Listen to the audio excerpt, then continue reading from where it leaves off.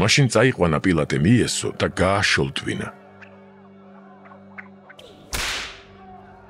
ჯარისკაცებმა ეკლის გვირგვინი დაწნეს და თავზე დაადგეს და ძოწეული მოასხეს.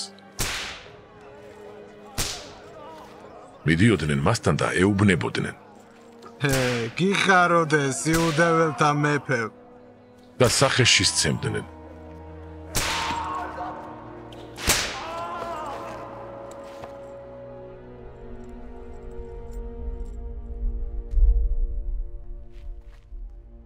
ლავ გამოვიდა პილატე გარეთ და უთხრა მათ.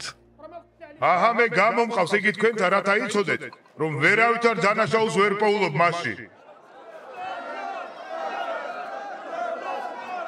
მაშინ იესო გამოვიდა გარეთ, ეკლის გვირგვინით და ძოწეულით შემოსილი და უთხრა მათ პილატემ. აჰა კაცი. როდესაც იხილეს იგი მდელმთავრებმა და მსახურებმა იყვირეს.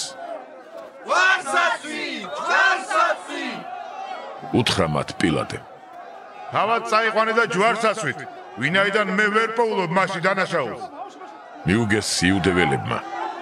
ჩვენ გვაქვს რჯული და ჩვენი რჯულის მიხედვით იგი უნდა მოკვდეს, ვინაიდან თავი ღვთისძედ გაიხადა. ეს სიტყვა რომ მოისმინა პილატემ უფრო შეშინდა.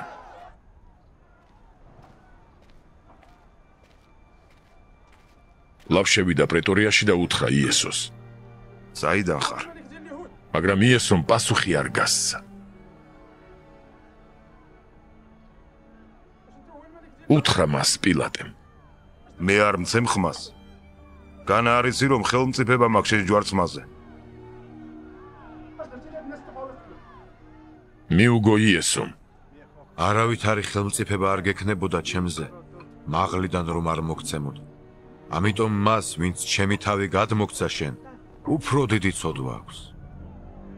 ამის შემდეგ პილატე ცდილობდა მის გათავისუფლებას, მაგრამ იუდეველები აყვირდნენ და თქვეს. თუ ამას გაათავისუფლებ, არა ხარ მეგობარი კეისრისა, რადგან ვინც მეფედ ხდის თავს, კეისარს ეწინააღმდეგება. პილატემ რომ ეს სიტყვა მოისმინა, იესო გარეთ გაიყვანა და დაჯდა მსაჯულის ტახტზე.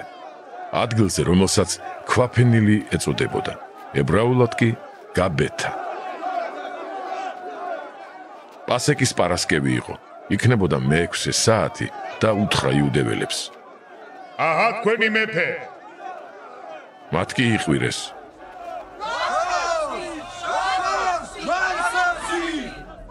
პილატემ უთხრა.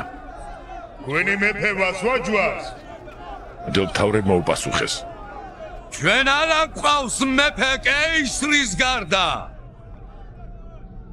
მაშინ გადასცა იგი მათ ჯვარზე საცმელად და წაიყვანეს იესო.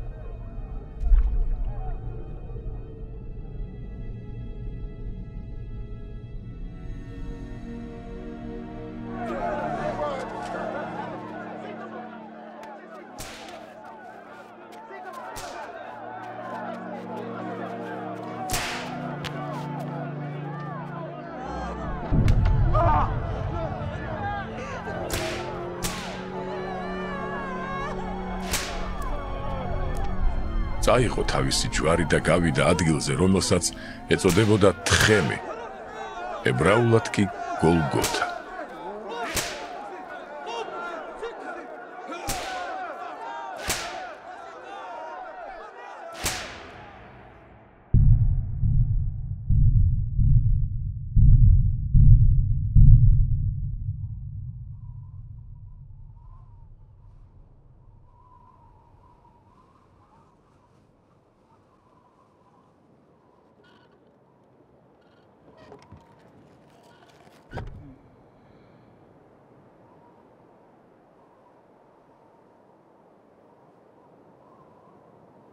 იგი ჯვარს აცვეს იქ, მასთან ერთად აქეთ-იქით ორი სხვა, შუაში კი იესო.